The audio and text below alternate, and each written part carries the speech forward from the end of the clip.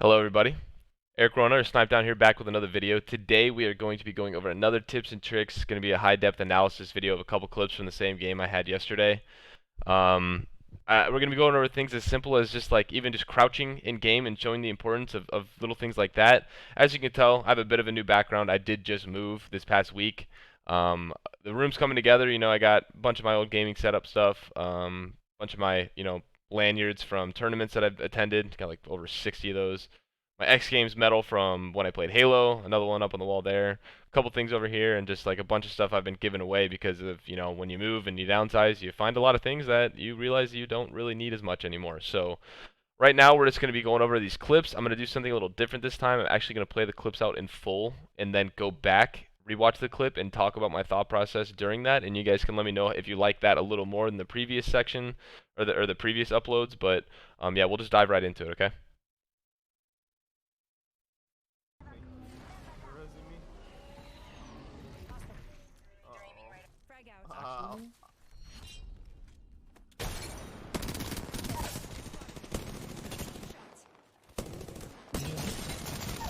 I'm the fucking best in the game.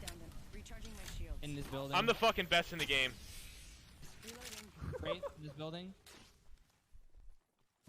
Close on you. Are you sure? Yes, 100% Wraith. In this corner.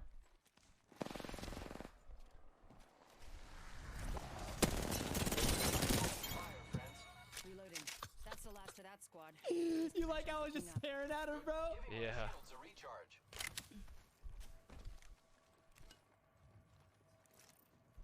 Yo, aim assist is not broken, but I got fucking gold stabilizers right here, alright? Right here. It's gold. Okay, so I had to add that last little part in there for some banter. But basically, we're going to start off this clip. We just rezzed our teammate, okay? So right now we know that we're at a disadvantage because people are going to be coming for us. I see two people come out right here. I see two people, so I'm thinking to myself, okay, they're watching the res, and they see me jump out this window. So right now they're focused on me. So I crouch. Oops. I crouch right here. Wait. Crouch right there. I'm now blocked by the fence under here.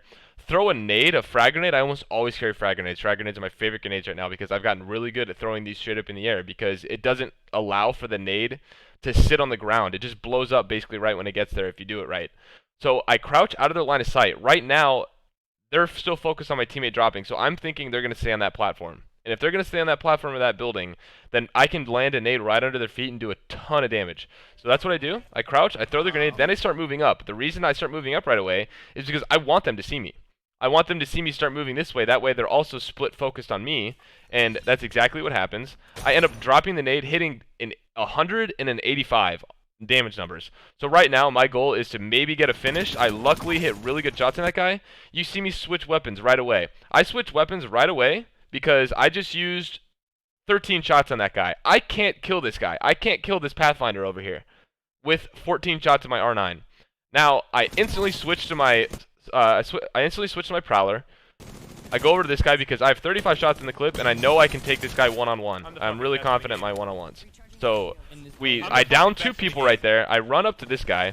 I run up to this guy where Noko's at. He says there's a guy first floor. So right now, I don't decide to push in right away, even though I can be confident. But Noko goes in. I know he has this angle covered. If I run down the stairs, I'm just taking the same angle he is, and I'm not necessarily helping that much. I'm probably going to shoot him in the back as well. So I decide to go right back around the only escape that this other Wraith has. Come over here and finish off the guy and help Noko to double team the guy and get the kill. So something as small as just like holding your opponent's focus and making a play with a grenade like that, I really recommend getting better with grenades because they are super, super important. If you can place them properly, you're going to open up fights. You're going to knock people off of height. I mean, if there's someone above me, I throw grenades above, land it right under the feet, and you watch people just blow up off the mountain, basically, and just go sliding down, and they have no way to do anything. You just get free kills. So I'm going to recommend definitely holding on to some frag grenades because they can create some really cool openings for your squad. Now, the next clip is actually a longer clip. I'm going to let this one play out as well. I'm going to talk over it after, so we'll go through this one. I know.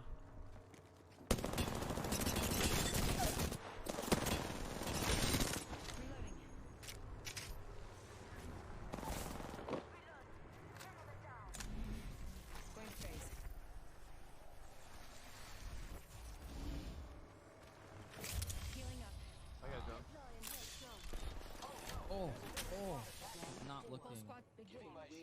squad. 24 or 48 on the path. Purple Rachel field. I'm dropping. Can you say it?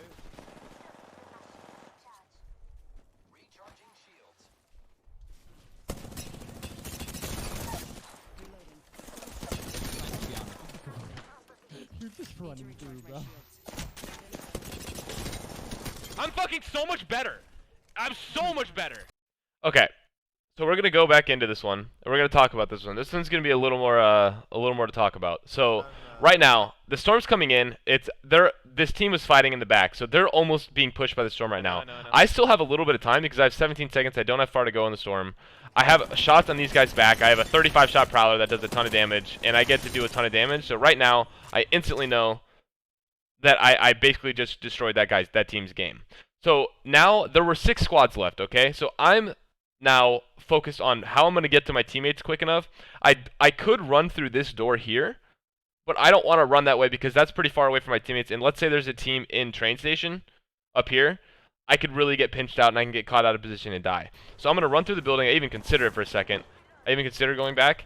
But I'm like, okay, that guy just got down, the guy I was first shooting at. I can queue out of the storm, get to my teammates over in this area, and get to the fences where I can be safe. So now I'm safe, fight is reset, and we get to focus on the next team. I see this Pathfinder, I hit him for 48. I have an R9 and a Prowler. I'm not doing much from this distance. I can't get back into train station unless I want to take some storm damage around the back end, unless I want to wrap around this left side. So I'm thinking, okay, I have 2 fully automatic weapons. What am I going to do? I have 2 teammates that are really close to me as well that are also causing distractions. I just did 50 damage to that Pathfinder. He's probably going to be healing. He's not going to be focused on where I'm going at the moment because he knows I have teammates. I walk inside. I heal up. Right now I'm flanking, okay? So my teammates just got super weak. So worst case scenario is they fly out of this building and they start pushing my teammates and I'm not there anymore because they took way too much damage, to be fair. So I push out of here. They're just these guys are all distracted because of the damage they just did to my teammates. I see one guy run inside, so I know that this guy is not a threat to me at the moment. So I start slowly making my way to this wall to cut off the angle of these doors if he decides to come back out. This Pathfinder that originally was shooting at me is still on the same car. I'm able to get to the side while also cutting off this angle. So I full kill that Pathfinder. The Watson comes out. One clip her. 1 person left. I'm playing cover on this pillar right here the whole time and this car, so he can't get a good shot to me. He can do small damage. Like he did like 12 damage to me. And then one clip this last person. So I'm going to talk a little bit about why it's easy for me to get more 1 clips than a lot of people are like accustomed to. So right here. This guy's just standing still. So basically I just kind of hold forward at the guy. And I just put him because he's not looking at me. He's standing to the side. So that one's easy. When this guy comes out of this door, he starts moving in this direction. So instead of me using my right stick to try and track someone, I'm a left stick aimer, okay? I strafe with people to keep my aim in one spot. That way I don't have to over adjust. I don't play on a high sensitivity, so I don't try and do flashy plays. I don't go for flick shots. I don't do that. I move with my opponents and hit my shots. So this guy comes out this door. He starts moving left. Watch how I strafe. Watch how I strafe with him, okay?